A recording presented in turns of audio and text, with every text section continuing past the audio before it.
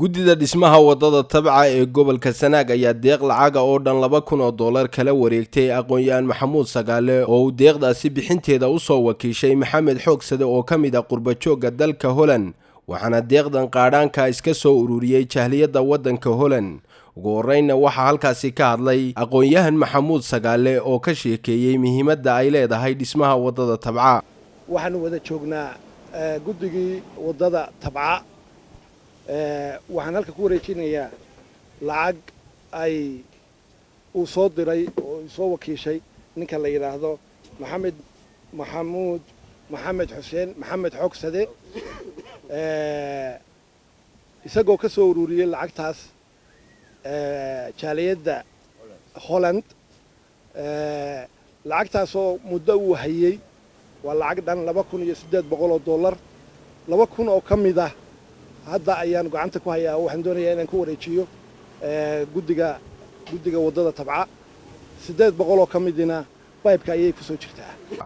xubno kamid ah guddida dhismaha wadada tabca ee gobolka Sanaag oo ay kamid ahaayeen xildhibaan Qamar Tale, xildhibaan Jaamac Jibriil, aqoon-yahan Cabdiraxmaan Dawaare, Naasir Maxamed Cali Baaruud iyo Naasir Cali Jaamac Colaad ayaa hadalkaysa kala dambeeyay isla markaasina soo dhaweeyay cid kasta oo ka qayb qaadanaysa qaadhaanka wadada tabca waxaana ay qurbajooga ugu baaqeen aad iyo aad waxaan ugu mahadnaqaynaa dadka isa soo xilqaamay horta marka hore waxaanu leenahay ilaahay meeshaad ka soo saarteen mid khayr qabta haydiin geliyo wixii aad ugu tala gasheen haddaad waalidiin ugu tala gasheen iyo haddaad ubadkeena ugu tala gasheen ilaahay miisaanka xasanaadka haydiin saaro.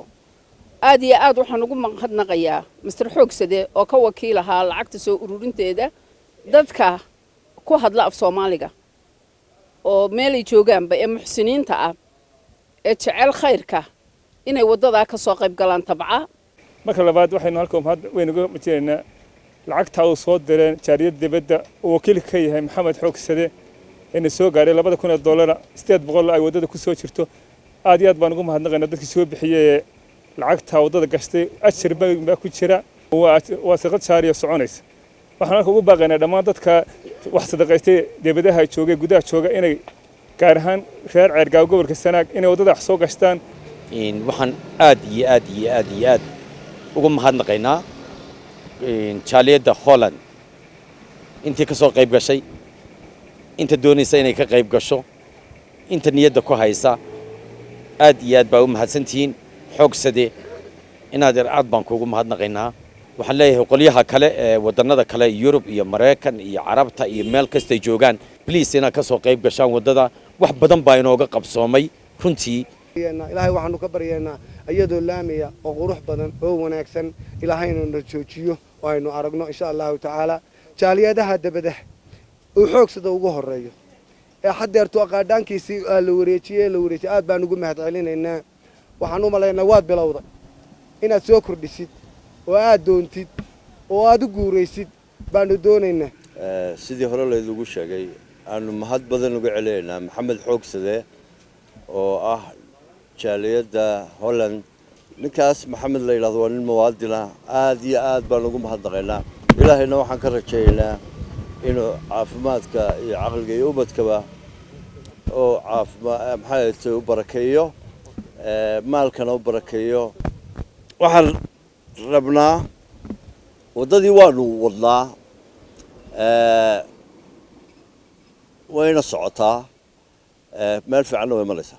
marka dadka qurbaha Axmed Nuur Cumar Jabaabul iyo ururka wadada hawsheeda wada aad iyagana ugu mahadnaqaynaa. dadka qaadhaan bixiyaasha ah ee wadada ee kuuliga lacagta siiya ee qalabka soo diray iyagana aad baan ugu mahadnaqaynaa. inta meelaha ku filqan ee wax soo tuurta ee ku soo hagaajisa halka waanu maxay ahaatay aad u maaseen. dawladdu iyana xoogaa 25 foosto oo shidaal ayayna siisay iyana aad bay u mahadsantahay. cidda wax noo soo wada haddii ay ku reeyay beebka ku soo jirta iyana waanu soo dhaweynaa waanu u mahadnaqaynaa. waxaan mar kale u mahadnaqayaa saxaafadda oo mar walba nala daba taagan inay maxay ahaatay faafiyaan. Cabdiraxmaan Axmed Ilsar Saab TV Ceergaabo. aadmigu sidiisaba kama maarmo quruxdee alkhayraadna dhismihii iyo tayada u sidataa guryo wada dhalaal wacan qurux loo habeeyey alaab wada cajiib oo marmar iyo jebis iyo jinkad caynbacayn iyo qoriga oo ku ladhanayo rinji iyo masaabiir dhammaan agabka quruxda iyo dhismahaaga bilaya barta laga helaya alkhayraad building material and construction company weeye shirkadda qalabka dhismaha iyo guryaha ee alkhayraad ayaa dib u habayn iyo casriyeyn laydinku sameeyey waxaanaad ka helaysaa dhammaan qalabka dhismaha oo tayo sare iyo qiimo macquula alkhayraad building material and construction company waxa ay ku taallaa dhinaca dambe ee masjidka qaadiriyada ceergaabo ama kala xidhiidh lambarada shaashada ka muuqda.